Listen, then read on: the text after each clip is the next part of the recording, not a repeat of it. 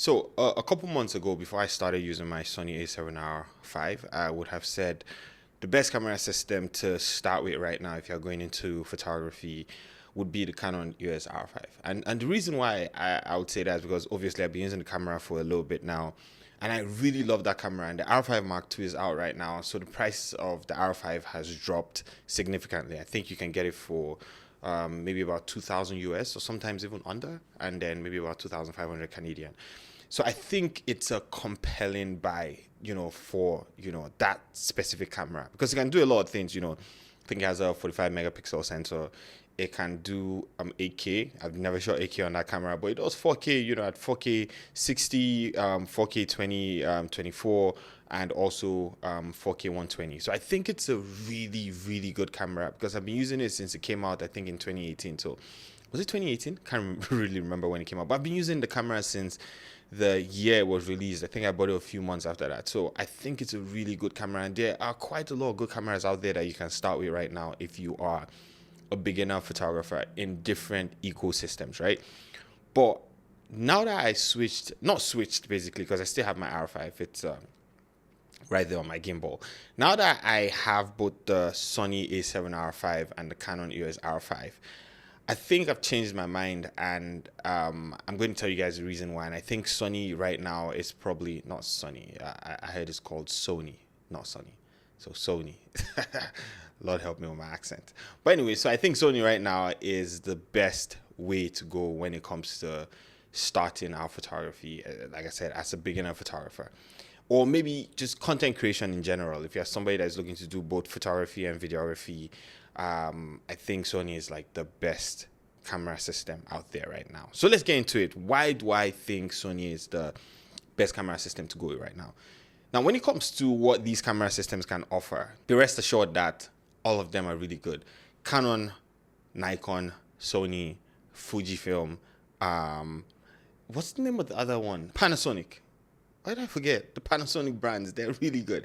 But yeah, so all these camera systems are really good, and each one of them offer different advantages, but just slightly different advantages to what they offer when it comes to their feature sets, right? And you can't go wrong with either one. If you decide to go with Canon or Nikon or Sony or Panasonic or Fujifilm. When it comes to full frame cameras, Fujifilm's out of it. You're not going to look there. If you're looking to get APS-C cameras or crop sensored cameras, then Fujifilm is probably going to be your best bet. But if you're looking at full frame, then that's definitely out of it. So you're stuck with 4 other camera brands. Now, the reason why I would pick Sony over any of these other camera brands right now is lenses. Lenses are the most important part of your camera system.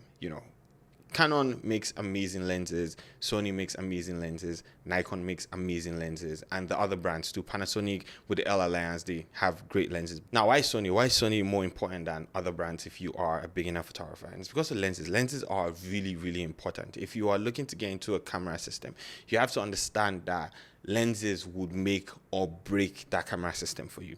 For Canon, they have decided not to open their lens mount to a lot of third-party manufacturers. I mean, they're doing it slowly right now with their APS-C systems, but for the most part, there are not a lot of third-party lenses made for Canon cameras. And it's the same with Nikon too. While there are a few third-party lenses that are being made for the Nikon mount, I still feel like there are not enough. Now, for the Sony mount, so Sony has opened their FE mount for the longest time for third-party manufacturers to just come in and make lenses for them. And then you have amazing lenses from Sigma, Tamron, although some of these lenses are available to the Nikon mount, but they actually have more, or for the most part, they always come out first for Sony. And then you have camera brands like Viltrox, who are making amazing lenses right now. I just reviewed their 35 1.2. If you haven't checked that out, definitely check it out. They have a roadmap for a few other lenses that are coming out with their lab series. Their lab series are like their highest end series of lenses.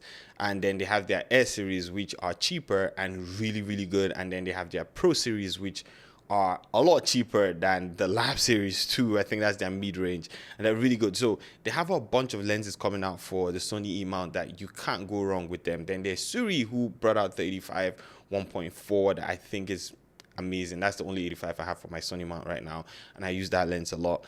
And then we have other brands coming out. I think there is Case. are coming out with an 85 1.4. You can check the internet. There are rumors about that. And then we have other people like Laowa. We have Canon that are making great lenses for the FE or the Sony Mount. And there are just so many options. And like I said, lenses are more important than your body. Your body is good, and almost any manufacturer right now that you go with makes great bodies that have amazing features. Now, as a beginner, if you're looking for lenses that are priced affordably, you're not going to be looking at first-party lenses to invest money into, because these lenses are expensive. Sony just brought out their 50 to 150, and that lens is so expensive. I know it's an f2, and it's a great lens with all the reviews I've seen, but it's really expensive. So if you are a beginner photographer, you're looking to invest in a decent body, and you are looking to spend money on newer lenses that will do the job for you and just be as good and sometimes even better than first party lenses, then I think you should go with the Sony ecosystem. Now, there are a few reasons why I would not recommend the Sony ecosystem or the Sony brand, and one of them is the ease of use. Now, I think it's easier to shoot with both the Canon and Nikon systems over the Sony systems. Now, I've been using Sony for a while now, and I still struggle with their menus and all that. But if you can look past all that and you're looking at a system that is really good, and then there are so many lenses for this system, then I think Sony should be your way. By the end of the day, this is just me saying what I think. Do your own research, figure out what works for you. But I use both Canon and Sony right now, and I am enjoying the fact that I can use third-party lenses on my Sony. And with my Canon, if I want to get any lens, I have to spend a lot of money to buy Canon lenses. But yeah, that's just what I think. Thank you so much for watching this video. And if it helped you out, subscribe, give this video a thumbs up. I'll see you guys in the next one. Peace out, guys.